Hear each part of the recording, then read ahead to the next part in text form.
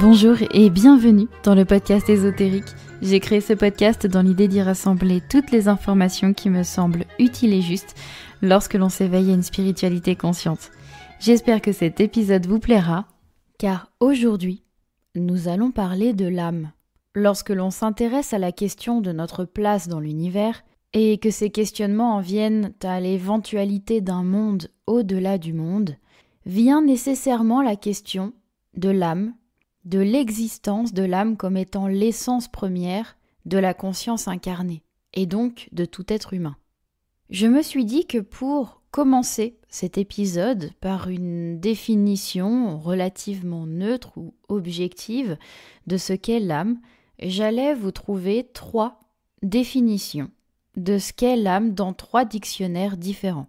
Aussi, le Centre national de ressources textuelles et lexicales nous dit que l'âme est un principe transcendant à l'homme. Le Larousse nous dit que l'âme est un principe de vie, de mouvement et de pensée de l'homme différent de l'esprit, conçu comme activité intellectuelle et fréquemment opposé au corps, du moins dans la tradition judéo-chrétienne. Le Robert nous dit que l'âme est un principe spirituel de l'être humain, conçu dans la religion comme séparable du corps. Pour chacune de ces définitions était associé en synonyme le fait que l'âme était en lien avec la notion de souffle de vie. Tout simplement parce que le terme âme vient du latin anima et du moyen français ânme, l'accent circonflexe du A représentant le N qui a été abandonné au fil du temps. Et le terme anima signifie vent, air, souffle. Dans de nombreuses spiritualités différentes, les 4 éléments sont considérés comme étant des étapes de densification d'une information plus subtile. Aussi, du plus dense au plus subtil, nous avons la terre, l'eau, l'air et le feu. Ce qui est intéressant puisque anima, l'âme, étant l'air, cela signifie qu'elle est déjà une version plus dense de quelque chose de plus subtil, le feu. L'esprit divin. Nous en reparlerons. Si l'on doit retenir un élément majeur de ces définitions, c'est que l'âme se distingue du corps par son immortalité. Ce principe même évoque donc la nature finie de notre monde matériel. Car si au niveau individuel, un corps humain n'est pas la version la plus aboutie et absolue de la conscience, de l'existence, cela signifie que le monde matériel qui le contient est lui-même fini, et lui-même une version matérielle contenue dans une source plus vaste, non limitée par l'espace et le temps.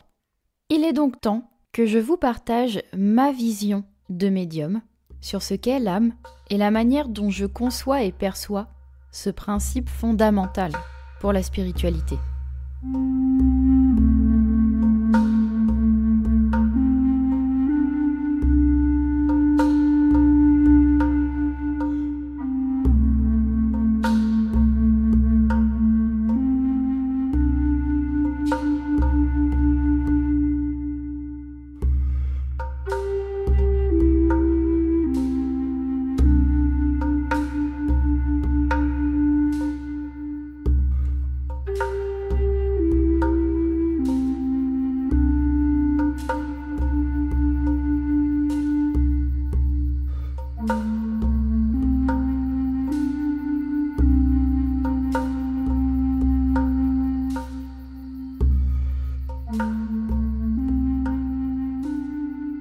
Alors que l'âme est souvent considérée comme étant sans limite, je crois au contraire qu'elle constitue la première individuation d'une conscience elle-même sans limite. Laissez-moi vous expliquer ma vision des choses. Plus mon expérience avance, plus je perçois d'informations issues du subtil, plus je considère notre conscience individuelle comme étant une imprégnation directe d'une conscience divine. Pour moi, la conscience se définit comme étant le principe informationnel de tout ce qui est, la première essence de tout ce qui est. La conscience est pour moi le réel et unique principe qui ne se définit pas ni par des frontières, ni par des lois. Je dirais donc que tout ce qui est a pour nature la conscience. Et cette conscience qui, d'une certaine façon, est amenée à se transcender par une force créatrice, une force évolutive qui est bien difficile à définir, va s'individualiser par le prisme, par le principe de l'âme. Laissez-moi vous décrire une image qui représente assez fidèlement la manière dont je perçois les choses. Imaginez un soleil qui soit contenu dans une sphère faite de facettes en verre, comme une sphère en vitraux. Chacune de ces facettes possède une teinte colorée très singulière. Aucune de ces facettes n'est identique l'une avec l'autre. Le grand esprit est ce soleil.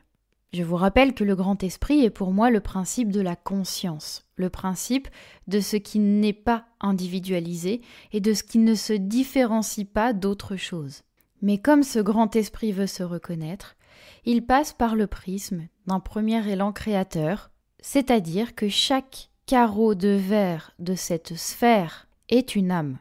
Et chaque âme exprime la lumière de ce grand principe de conscience, de ce grand esprit, par sa propre manière de réfracter la lumière. C'est-à-dire que la lumière du grand esprit, en passant par cette facette de verre qu'est l'âme, va déjà légèrement se modifier. L'âme est un regard singulier sur l'existence ultime de cette conscience. Et l'âme est la première expression de deux principes dont nous parlerons en deuxième partie, que sont la matrice et la création. Aussi, ce qu'il est important de comprendre, c'est que l'âme est le premier élan, la première force créatrice, la première marche vers l'individuation. L'âme est donc la première représentante de cet élan de la conscience divine qui souhaite transcender sa propre nature d'information non différenciée, non limitée par l'espace ou le temps. Dans une vision descendante de cette manifestation divine, la conscience divine va donc s'individualiser en âme, puis en esprit, puis en corps matériel. Puisque finalement, le but de l'âme est de reproduire elle-même cet élan d'individuation descendante pour explorer ses possibilités et potentiels dans des mondes qu'elle crée elle-même dans la beauté de son imperfection. Quand je dis que l'âme crée des mondes elle-même, ce n'est pas chaque âme qui vit dans un monde dissocié des autres âmes. Vous ne vivez pas dans un monde où les autres autour de vous ne sont que des hologrammes inhabités. Chaque âme crée sa propre vision d'un monde, co-créé avec l'ensemble des âmes qui créent elles-mêmes leur propre vision d'un monde. Aussi, il me semble que chaque monde habité, comme la planète Terre, l'univers en lui-même, est une co-création d'une volonté de chaque âme de s'expérimenter dans des dimensions différentes qui prennent à la fois la forme d'une volonté collective, vécue par un prisme unique, par chaque âme. Permettez-moi de vous transmettre une nouvelle image représentant ce qui différencie l'âme de l'esprit et du corps. Admettons que chaque âme représente une pieuvre. La tête de la pieuvre est l'âme, l'ensemble des mémoires, des expériences, des vies vécues. Et cette âme qui souhaite s'expérimenter dans des dimensions plus denses va faire pousser des tentacules. Chaque tentacule est la représentation d'un esprit. Pour rappel, à mon sens, l'esprit est une version individualisée de l'âme qui constitue notamment la personnalité, les caractéristiques de qui nous sommes en tant qu'être humain, par exemple. Mais il y a quelque chose de plus complexe qui me parvient depuis quelque temps. j'ai pu remarquer lors des séances d'accompagnement que je percevais chez des personnes une personnalité bien aboutie, une personnalité qui leur était propre, mais qui semblait avoir existé dans d'autres incarnations. Admettons qu'une Olivia me consulte avec son caractère, sa personnalité en tant qu'Olivia sur cette terre. Eh bien, je perçois qu'Olivia s'est incarnée en tant que même personnalité que celle que je perçois par le prisme d'Olivia, mais dans d'autres existences passées. Cela signifie que l'âme, pour s'expérimenter, va se fragmenter en différents esprits. Mais cela signifie aussi que chaque esprit, pour s'expérimenter lui-même, peut potentiellement se fragmenter en différents corps, différentes incarnations. Parfois, il semblerait que pour aboutir une personnalité, aller au bout d'une expérience par le prisme d'un esprit, il faille plusieurs incarnations. Peut-être qu'en tant que Léa, je vis par le prisme d'une personnalité qui existe déjà depuis plusieurs incarnations. Aussi, l'incarnation et la notion de corps matériel vient aboutir le projet d'un esprit de s'expérimenter, de se comprendre et d'aller au bout de ses propres limites, pour potentiellement même transcender ses propres limites. Donc reprenons l'image de cette pieuvre. La tête représente l'âme. En réalité, la totalité de la pieuvre représente l'âme. Mais pour simplifier les choses, je vais morceler. La tête de cette pieuvre, c'est l'âme, qui se fragmente en différents esprits. Mais chaque esprit peut lui-même se fragmenter en différentes incarnations représentées par les ventouses de cette tentacule. Cela signifie qu'il y a dans ce désir de transcendance par le principe d'individuation d'une information divine en part de plus en plus dense, un élan créateur commun qui va faire que chaque partie de la conscience divine, l'âme, l'esprit puis le corps, un même élan créateur, une même force de vie qui va animer les mêmes principes selon des dimensions différentes et selon des prismes d'expérience, des états de conscience différents.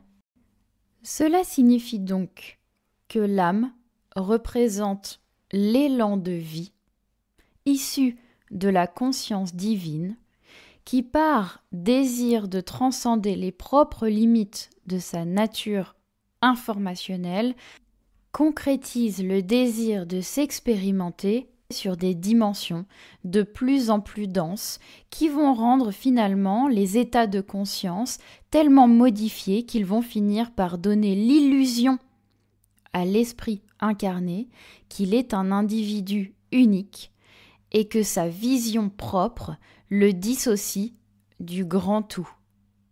Est-ce que vous êtes toujours avec moi à ce stade-là ?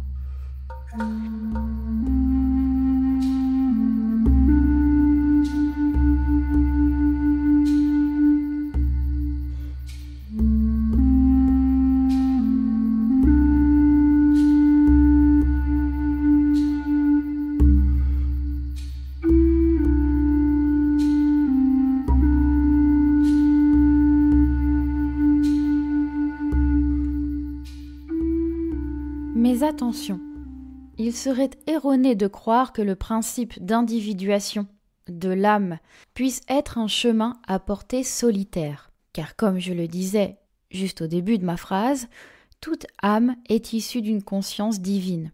Ainsi, chaque âme, par son prisme unique, par son expérience unique et par la création issue de ses caractéristiques tout à fait singulières, enrichit le mouvement de la conscience divine vers la transcendance de sa propre nature, ce qui signifie que nous expérimentons à la fois pour l'enrichissement de notre propre âme, de qui nous sommes en tant qu'individuation de la conscience, mais nous permettons également à cette conscience de transcender ses propres limites sur une portée collective. Finalement, l'âme est comme une planète portant la vie. Elle est issue de plus grand qu'elle, animée par la même force de vie, mais elle porte en elle-même un pouvoir créateur.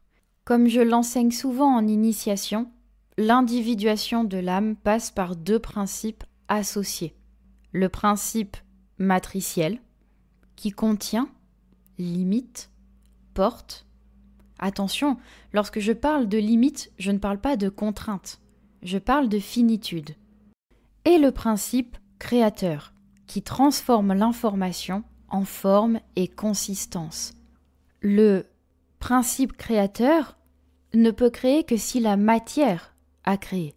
Et il ne peut définir sa création que s'il porte des limites, des frontières à sa création. Les limites peuvent être tout à fait conceptuelles comme tout à fait matérielles. Ce qui est important, c'est qu'elles soient définies.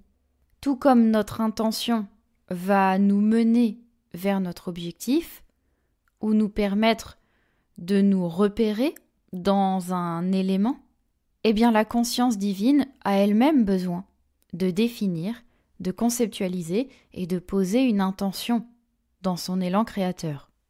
C'est donc par ces principes associés que sont formés les différents corps, dont nous parlons très régulièrement, c'est-à-dire le corps de l'âme, ou corps causal, le corps mental, qui est notamment lié à l'intellect, le corps astral, qui est notamment lié aux émotions, le corps éthérique, qui est lié à la vitalité, puis le corps matériel, qui est lié à l'expérience.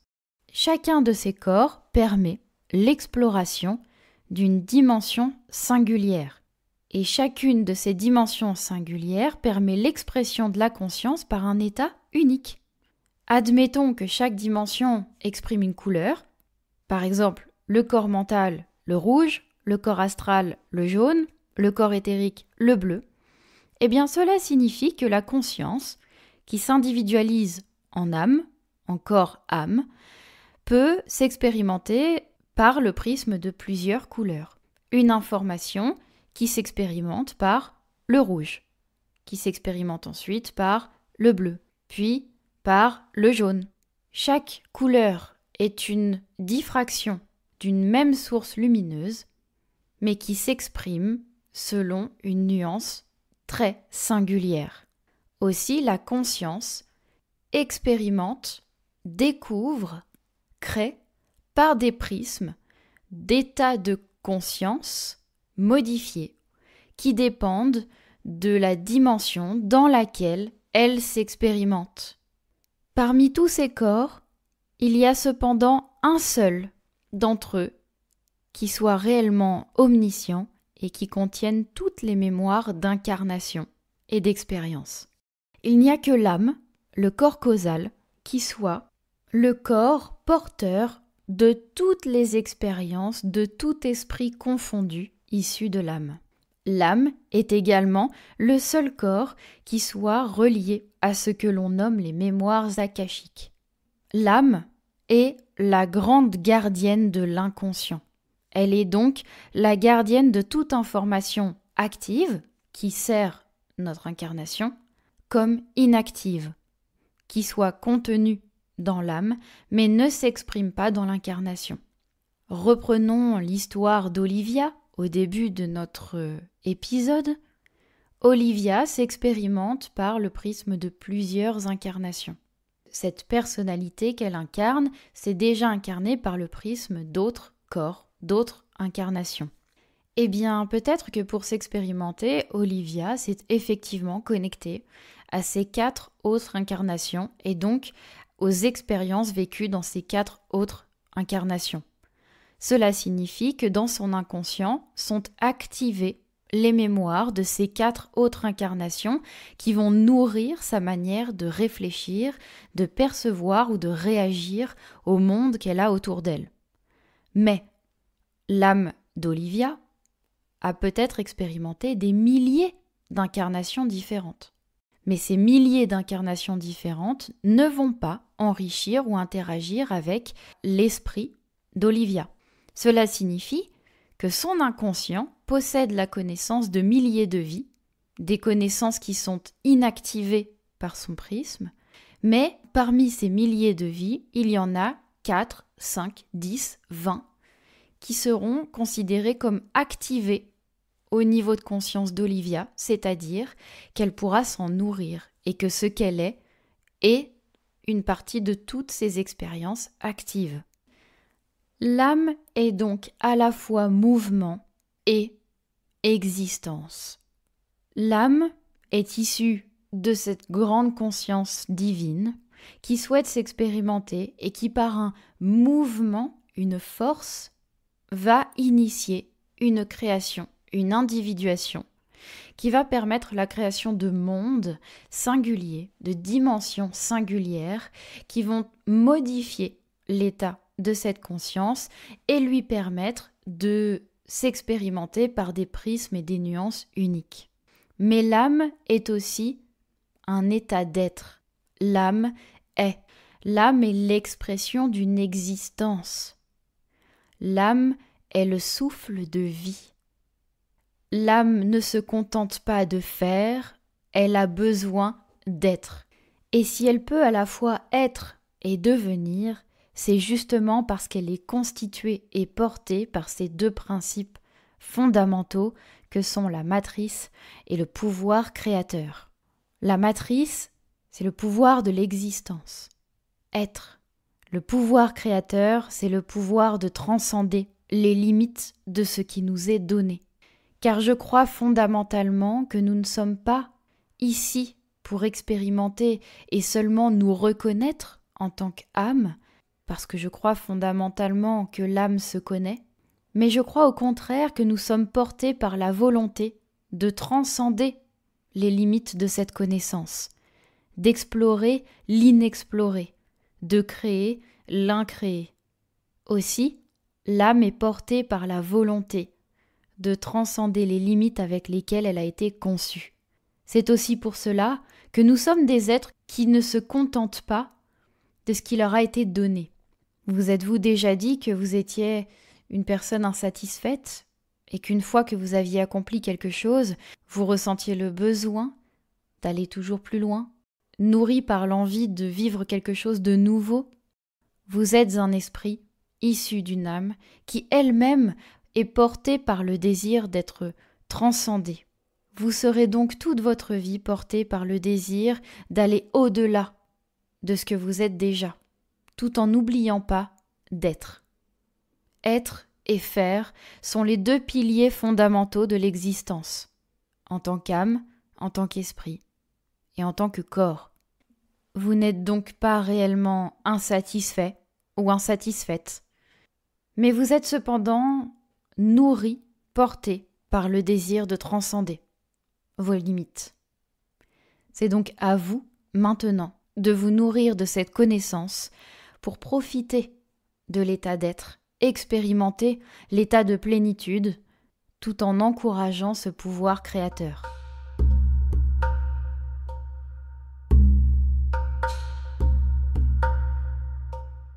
J'espère que cet épisode vous aura plu. Un merci infini pour toutes vos écoutes. Un merci infini pour tous vos retours enrichissants, notamment sur mon réseau Instagram Nouvelle Vibration. C'est toujours une joie pour moi de recevoir des messages sur vos pistes de réflexion, sur ces pensées existentielles issues parfois des sujets abordés dans les épisodes de podcast. Alors, un merci infini pour ça. N'hésitez pas à venir vous abonner à mon compte Instagram, qui est le seul espace sur lequel je partage notamment mes actualités, comme les formations, les nouveaux épisodes ou les lives que je fais de plus en plus souvent sur ce compte. Un merci grand. Prenez bien soin de vous et à bientôt pour un nouvel épisode.